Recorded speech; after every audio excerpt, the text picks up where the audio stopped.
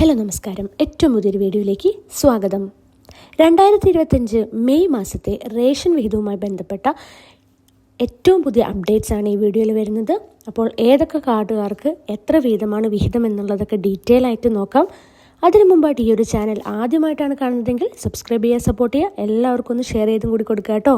ആദ്യം തന്നെ നമ്മൾ ഏപ്രിൽ മാസത്തെ റേഷൻ വിതരണം നോക്കാം. അതായത് മെയ് 3-ാം തീയതി ശനിയാഴ്ച വരെ ഏപ്രിൽ മാസത്തെ റേഷൻ നിങ്ങൾക്ക് ലഭിക്കുന്നതായിരിക്കും. മെയ് 4-ാം തീയതി ഞായറാഴ്ച അവധിയാണ്. 5-ാം തീയതി തിങ്കളാഴ്ച റേഷൻ കടകൾക്ക് അവധിയായിരിക്കും.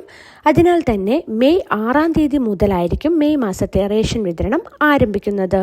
അന്ത്യോദയ അന്നയോജന AAY അതായത് മഞ്ഞ കാർഡുകാർക്ക് 30 കിലോ അരിയും 3 കിലോ ഗോതമ്പും സൗജന്യമായിട്ടും 2 പാക്കറ്റ് ആട്ട 7 രൂപ നിരക്കിലും 1 കിലോ പഞ്ചസാര 27 രൂപ നിരക്കിലുമായിരിക്കും ലഭിക്കുക. ഇനി മുൻഗണനാ വിഭാഗം PHH പിങ്ക് കാർഡുകാർക്ക് ഓരോ അംഗത്തിനും 4 കിലോ അരിയും 1 കിലോ ഗോതമ്പും സൗജന്യമായി ലഭിക്കും.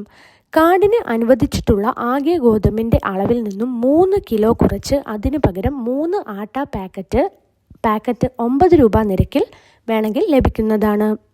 ഇനി പൊതുവിഭാഗമായിട്ടുള്ള NPS നീല കാർഡിലെ ഓരോ അംഗത്തിനും 2 കിലോ അരി വീതം കിലോയ്ക്ക് 4 രൂപ നിരക്കിലായിരിക്കും ലഭിക്കുക.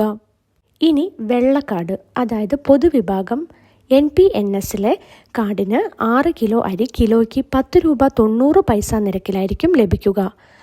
അടുത്തതായിട്ട് പൊതുവിഭാഗ സ്ഥാപനമായിട്ടുള്ള NPI ഈ കാർഡിലെ 2 കിലോ അരി കിലോയ്ക്ക് 10 രൂപ 90 പൈസ നിരക്കിലായിരിക്കും ലഭ്യമാകുക.